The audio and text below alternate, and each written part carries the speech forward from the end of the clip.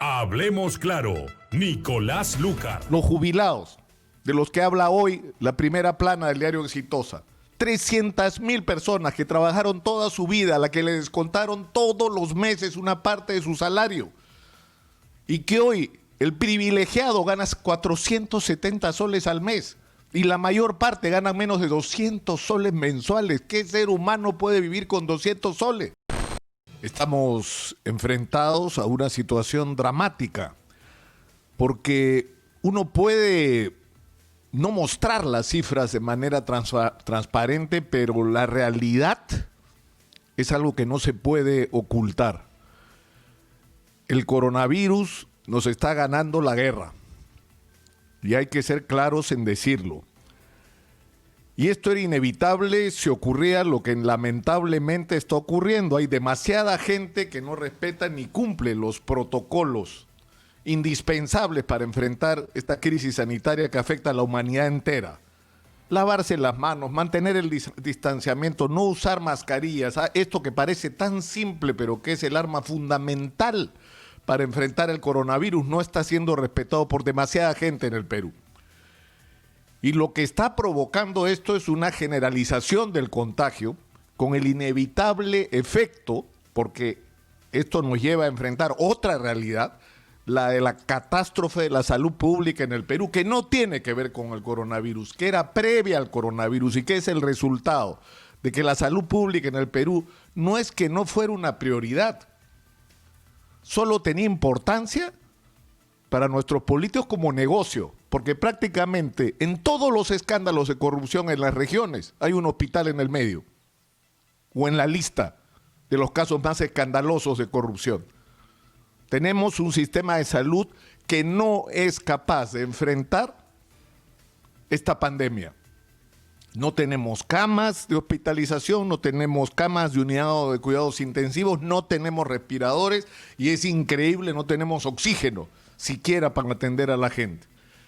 Y esto no es algo que se haya generado en un día, es verdad, son décadas de acumulación de irresponsabilidad, ineficiencia y de corrupción. Este es el resultado.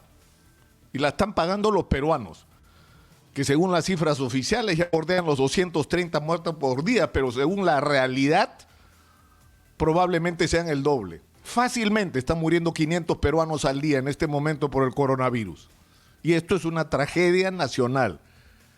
Entiendo que el gobierno y el nuevo presidente del Consejo de Ministros, que debe recibir mañana o no el voto de investidura por parte del Congreso, están contemplando y han hablado de eso, la posibilidad de que el toque de queda sea a las 8, en el caso de Lima, por ejemplo, de que los domingos sea de inamovilidad total y que se establezcan algunas restricciones como las prohibiciones de reuniones familiares y similares, porque se ha detectado que acá es donde se producen los mayores riesgos de contagio, pero tal vez esa medida a estas alturas ya no sea suficiente y tengamos que volver a una cuarentena general, es decir, que tengamos que enfrentar por lo menos 14 o 15 días más en que en la ciudad de Lima la gente no va a poder salir de su casa.